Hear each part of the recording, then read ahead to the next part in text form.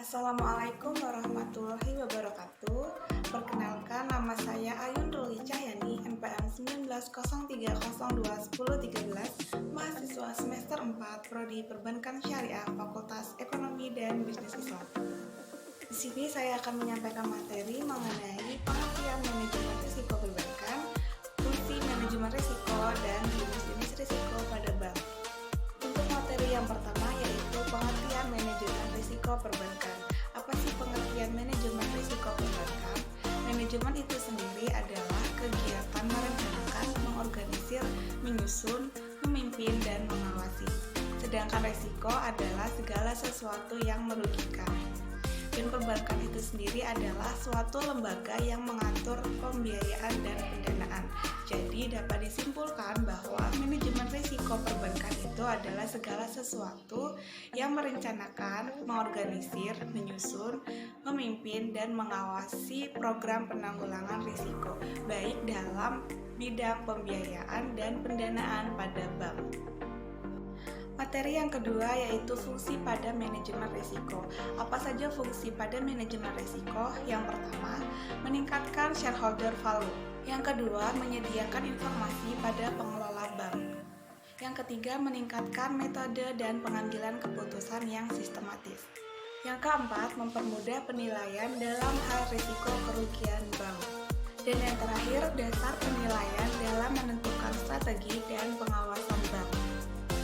Materi yang terakhir yaitu jenis-jenis risiko pada bank. Apa saja sih risiko-risiko pada bank?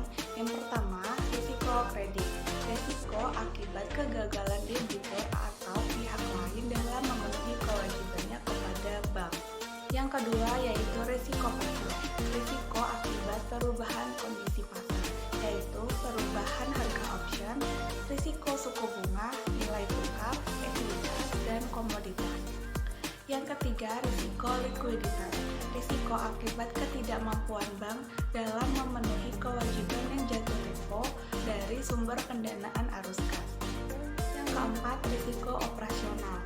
Risiko akibat ketidakcukupan dana atau tidak berfungsinya proses internal, kesalahan manusia, dan kegagalan sistem. Yang kelima, risiko hukum. Risiko yang timbul akibat adanya tuntutan hukum atau kelemahan aspek yuridis. Selanjutnya, risiko yang keenam yaitu risiko strategik. Risiko yang akibat ketidakpatenan bank dalam mengambil keputusan. Yang ketujuh yaitu risiko kepatuhan. Risiko yang timbul akibat bank tidak mematuhi dan melaksanakan peraturan perundang-undangan yang berlaku. Risiko yang terakhir adalah risiko reputasi. Risiko akibat menurunnya tingkat kepercayaan stakeholder yang bersumber dari persepsi negatif terhadap bank. Itulah tadi materi penjelasan dari saya mengenai pengertian manajemen risiko perbankan, fungsi manajemen risiko, dan jenis-jenis risiko pada bank. Semoga apa yang saya sampaikan bermanfaat. Kurang lebihnya saya mohon maaf. Saya akhiri. Wassalamualaikum warahmatullahi wabarakatuh.